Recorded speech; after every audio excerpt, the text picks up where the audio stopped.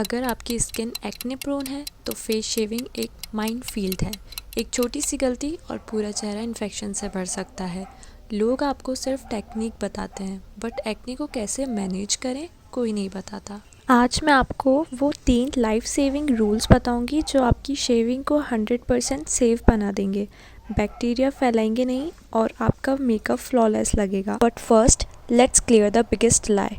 Myth 1, क्या बाल thicker वापस आते हैं? Answer, absolutely not. सिर्फ ब्लेड के कट से हेयर का एंड ब्लंट हो जाता है, दैट्स इट। मिथ 2, इससे एक्ने हो जाएगा? आंसर, हाँ, अगर आपने मेरी डूज एंड डोंट्स फॉलो नहीं किए तो। So let's start the perfect shave routine. हम शुरुआत करेंगे एक्ने सेफ प्रेप से, फिर देखेंगे द नो गो जोन्स और लास्ट में post shave calm down routine.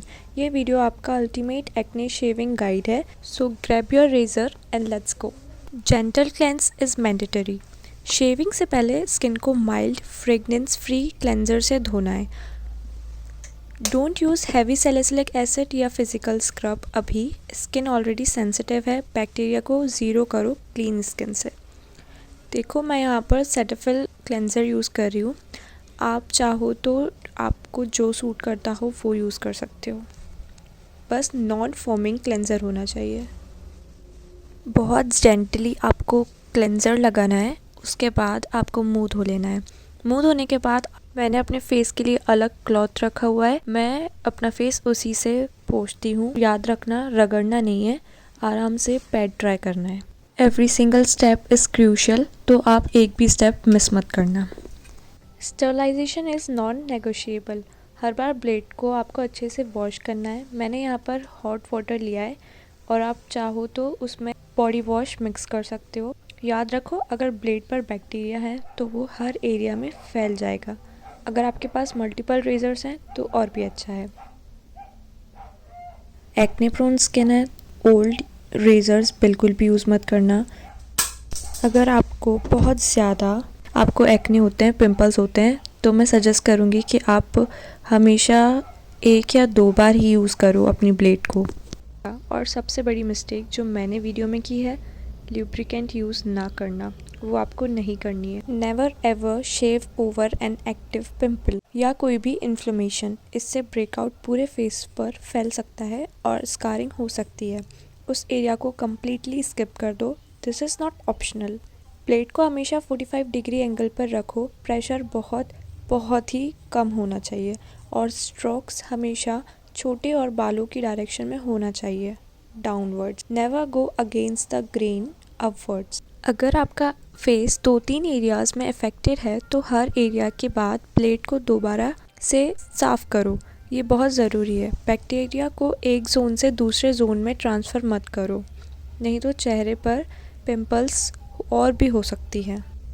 Never ever use Dettol on your acne prone skin, क्योंकि वो हार्श होता है, उससे बर्निंग सेंसेशंस हो सकते हैं, रेडनेस हो सकती है और इचिंग भी हो सकती है, तो अवॉइड डेटॉल।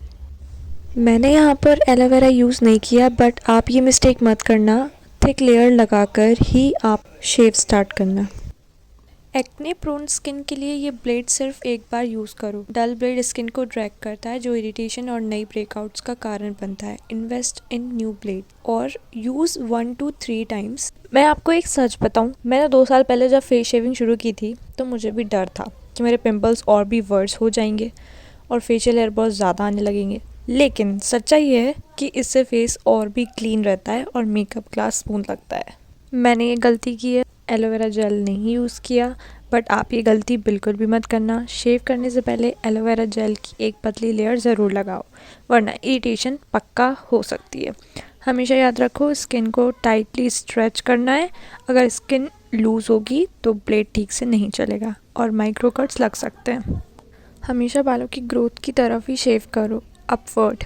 शेव करने से बाल की ग्रोथ थिक नहीं होती, लेकिन आपकी स्किन में छोटे कट्स लग जाते हैं। आपको ये रिस्क नहीं लेना है। आप एक्टिव पिंपल पर कभी भी ब्लेड नहीं चलाओगे। अगर आपने एक भी पिंपल पर ब्लेड टच किया तो सारे बैक्टीरिया पूरे फेस पर ट्रांसफ़र हो जाएंगे। हमेशा पिंपल है उसका आसपास का एरिया स्किप करना है। हर छोटी सेक्शन गाल या चिन को शेव करने के बाद ब्लेड को क्लीन करना ज़रूरी है। अगर आप ब्लेड को साफ़ नहीं करोगे तो एक एरिया के बैक्टीरिया दूसरे एरिया में ले जाओगे। आपको स्मूथ स्किन दिख रही होगी लेकिन अंदर से स्किन अभी इरिटेट है। ब्लेड को लाइट हैंड से चलाओ। तो अगर आपको शेव करना है तो आप एक बार ज़रूर ट्राई कर सकते हो, लेकिन सिर्फ इन डूज़ एंड डोंट के साथ। एक बात और, अगर आपको शेविंग ब्लेड क्लीन करना है तो आप डेटॉल बिल्कुल भी यूज़ नहीं करोगे, क्योंकि उससे आपकी स्किन पे इरिटेशन हो सकती है। जब भी आप रेज़र यूज़ कर रहे हो उसको उसके एंड से बिल्कुल लाइटली हल्के हाथ से आपको उसको होल्ड करना है। उसके बाद ही आप आपके फेस को शेव करोगे विदाउट एनी प्रेशर। ये भी सुनते हैं कि फेस शेविंग से स्किन टैन हो जाती है या धूप से ज़्यादा जल्दी डैमेज होती है। ऐसा नहीं है, लेकिन शेव करने के बाद नेक्स्ट 24 आवर्स तक SPF लगाना बहुत ज़रूरी होता है। एक लेयर हट गई है तो प्रोटेक्शन डबल करनी पड़ेगी। और हाँ, शेव करने के तुरंत बाद मेकअप मत लगाना। स्किन को कम से कम 8 से 10 घंटे तक सांस लेने दो। अगर आपको बहुत ज़रूरी है तो नेक्स्ट मॉर्निंग ट्राई करना, आप देखोगी आपका फाउंडेशन बिल्कुल स्मूथ बैठेगा और केकी बिल्कुल नहीं लगेगा।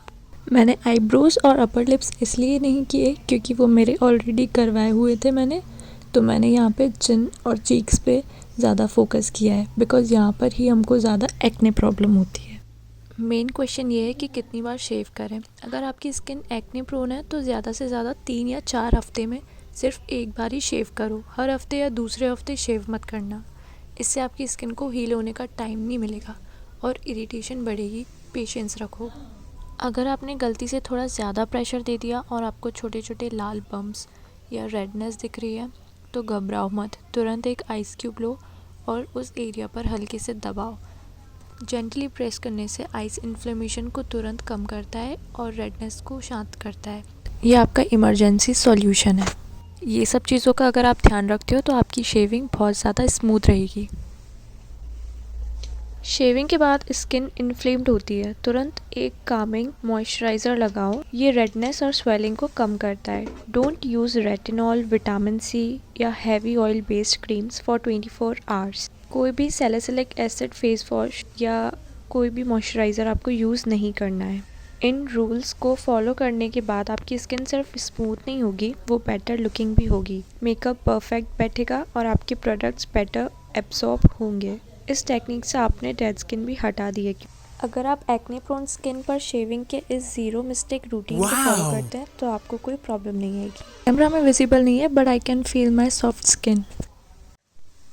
मैं अपनी एक्ने प्रोन स्किन कैसे कंट्रोल रखती हूँ, क्या प्रोडक्ट्स यूज़ करती हूँ, मैंने इस पर फुल वीडियो बनाया है।